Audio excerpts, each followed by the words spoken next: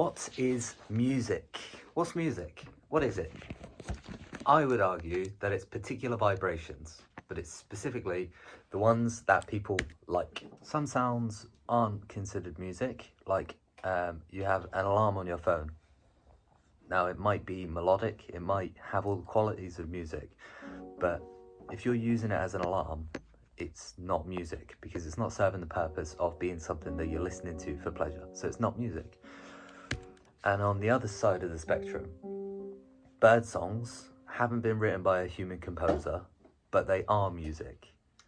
So all I'm trying to get across is that music is a really hard question to answer. What is music? But people have been asking that question since the dawn of time. Western classical music can be traced back to Pythagoras, the triangles guy. Pythagoras. Probably can be traced back earlier than that if you want. But he was the one who proposed a 12-note musical system. The kind you'll find on a piano today. 1, 2, 3, 4, 5, 6, 7, 8, 9, 10, 11, 12. So you see from here to here, this is the 12-note system. Pythagoras proposed it, and then it starts again. You see you've got 2 black keys, then 3 black keys, 2 black keys, then 3 black keys. So from here to here, including the black keys, and the yellow keys, in this case, white keys supposedly, that was proposed by Pythagoras. What we can say is that vibrations of different frequencies seem to convey different emotional qualities, especially when you play them in certain sequences. It's often said that Johann Sebastian Bach is the godfather of Western classical music. When he wrote The Well-Tempered Clavier, he cemented the preeminence of equal temperament and formed the basis for much of the music that has followed since. So Pythagoras proposed this 12-note system where he picked the frequencies that just sounded like nice notes. And they were slightly different to what we use today. There was 12 of them. 1, 2, 3, 4, 5, 6, 7, 8, 9, 10, 11, 12. But they were very slightly different frequencies to the ones we use today. But it was Johann Sebastian Bach who really made everyone wake up to the new system that was called equal temperament, where the difference between the frequencies was equally spaced. There's a long history behind it. There's a really good video on YouTube called How Pythagoras Broke Music, which I would recommend that you check out if you've got any interest in the topic. Really good video. So a piano, or pianoforte, as it was called at the time of Bach, has a repeated sequence of notes. So it's got 7 white keys and 5 black keys. That's the 12. And then the black keys are grouped as 2 and then as 3. So each repetition of the sequence represents an octave, just to be more confusing, because if you go by the white keys, there's 8. Or there isn't, there's 7, but the gap between one C and the next C is 8. So this is a really interesting thing about music, is that if you pick a C and then count up 8 to the next C, it sounds similar. That's why they're both called C, but one is higher than the other, and it doesn't make any rational sense whatsoever, because they're not the same note, they're not the same frequency, they're not the same thing at all. But we call them both C because we recognize they have a distinctive sound. It's like a repeated sequence that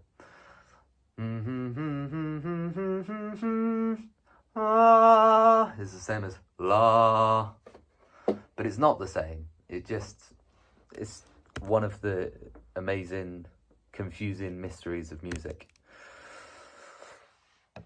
Another one of the amazing, confusing mysteries of music is the reason we have white keys and black keys is so that the human hand can fit a whole octave. If they were all spread out, you wouldn't be able to do that. So that's why we have white keys and black keys. and we call the black keys sharps and flats. So this is C, this is C sharp, this is D, this is D flat. So this is C sharp and D flat. It depends on how you're using it as to what you call it, which is a very complicated question I don't need to get into, but you can call this C sharp or D flat. Now, because we use that system for naming the notes, when you're playing a guitar, it gets very confusing. So with a guitar, that's a C, and that's a C sharp, and that's a D, and then that's a D sharp, and then that's an E, and then that's an F. So there's only a gap of 1 in between E and F, and then you go F, F sharp. So that's where it gets confusing, and you get charts like this, like that really don't make a lot of sense to anyone who doesn't have a degree in complexology. So that's just something to note about the guitar. If you were naming the notes for a guitar, you would give them a totally different set of names.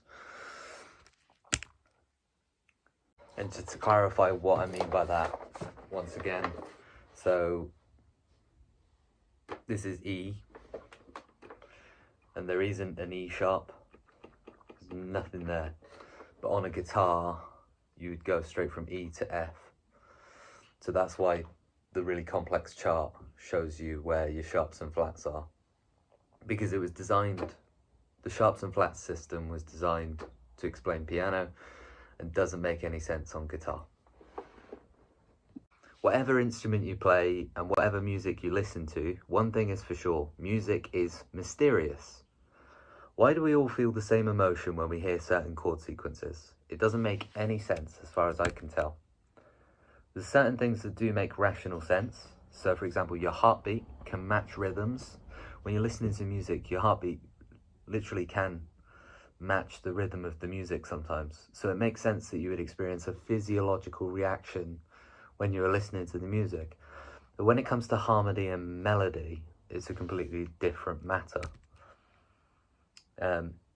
So talking about the heartbeat, there's a term we use in music called the pulse of a piece. And it took me a long time to recognize what people mean by that, but once you understand it, you can drop in and out of the pulse. You hear this pulse of the music, and you can drop in and out of it, and it's a great feeling. And we all understand what this means and what it feels like intuitively, but learning how to play in that way is really cool. It's just really cool. Music's full of things like this. We get it, but until we have the language to explain what's going on, it's hard to use it with real intentionality, which is why I find studying music theory can be a really liberating thing. Some people find it restrictive, but I find it frees me up to explore ideas without having to constantly relearn things that I already know. That's not to say that you need to know theory to make music, and many of the best musicians don't.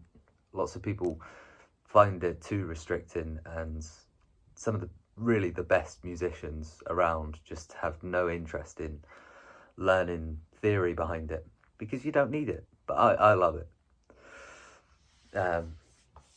Further to this point, so 20th century music is not the same as the classical music of Johann Sebastian Bach. At the start of the 20th century, we had Igor Stravinsky, who wrote The Rite of Spring, and his music was often described as being intentionally ugly. And then there's avant-garde music. You have people like David Bowie have strayed into the avant-garde, but it's music that really challenges our perception of what music is. And then you have minimalist composers like Philip Glass, who took things in a totally different direction. If you've never seen The Truman Show, great film, he does the music for it. And there's a composer, Ludovico Einaudi, I think his name is. I'm not really a fan of him, but he's really popular at the minute. Lots of people are obsessed with his music, and he's, to me, just a copycat of Philip Glass. The point is that music's gone in loads of different directions. John Williams, that's another name that I have to mention. If you've never heard of him, he composed the music for all of the best films. Did Harry Potter, bum bum ba-dum bum bum bum bum. Did Jaws, dun dun dun dun dun dun. Indiana Jones, Star Wars, Jurassic Park.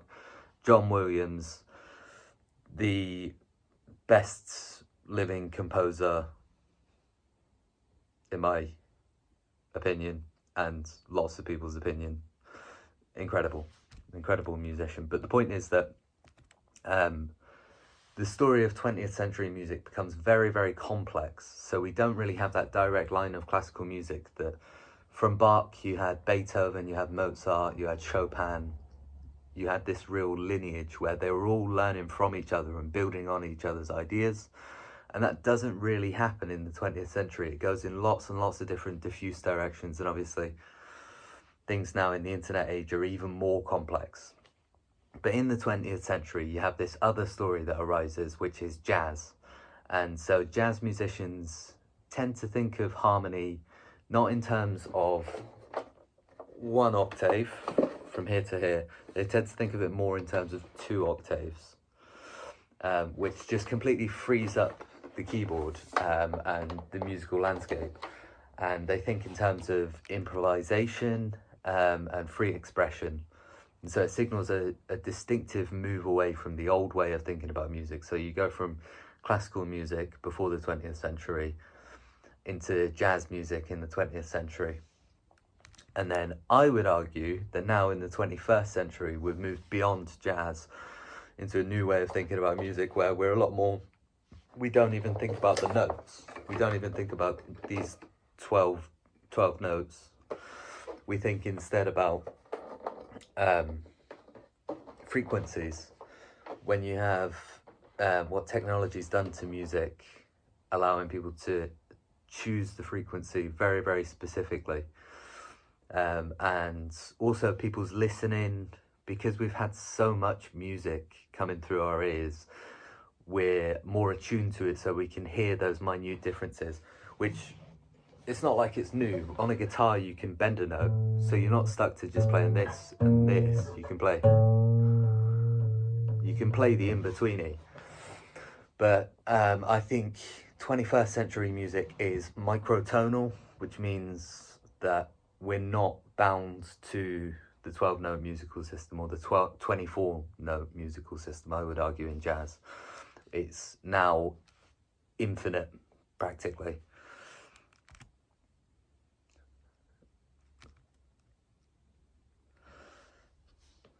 The voice is really a unique instrument. It's always had a role in music, and some would say it's the ultimate expression of melody. Birds create music with their voices, and so do we. But making music this way requires a certain inner work that not everyone can take lightly. It's always the body that creates music, whether that's by holding a violin against one's shoulder or pushing a reed through.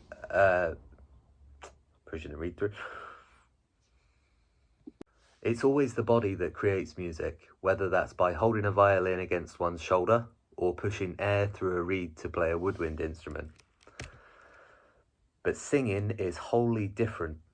Everybody's instrument is different, and nobody can fully explain how or why we're able to sing. The mystery is, as always, part of the fun. The way we write music is also very interesting. We can look at sheet music from long ago and understand what the composer hoped for us to achieve. This way of recording music predates audio technology and helps us to keep alive the old tradition of music. We stand on the shoulders of giants, and our creativity could never have risen in a vacuum. Arisen. You get what I mean. Entire cultures and national identities have been built on the works of great composers. This is literally true. So there's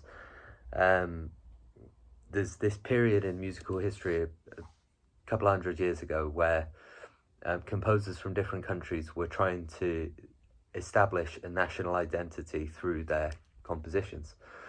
When you think of Land of Hope and Glory, pieces of music like this. Dum dum dum dum dum dum dum. You can stir up national pride with just a piece of music. And artists like Shakespeare have been immortalised through musical interpretations of their works.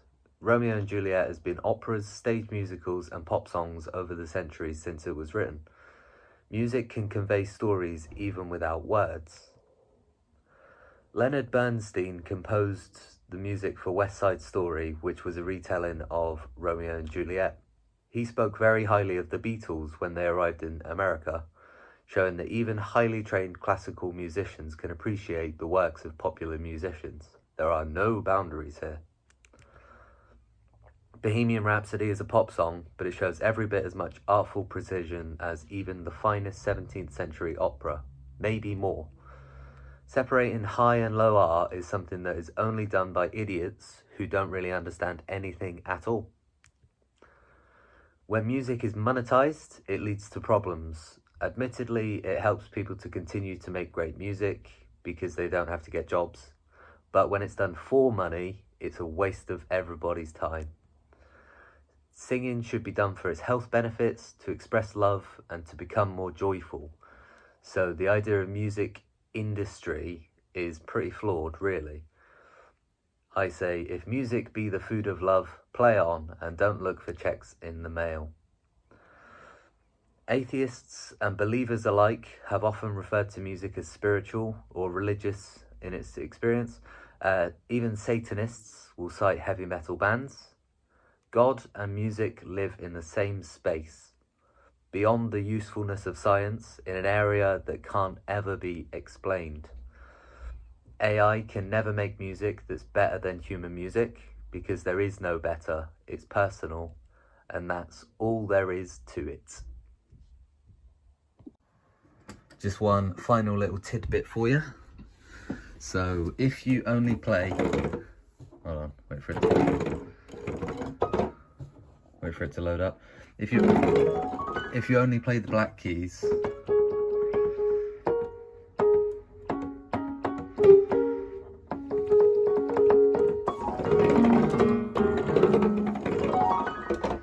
that's Chinese music.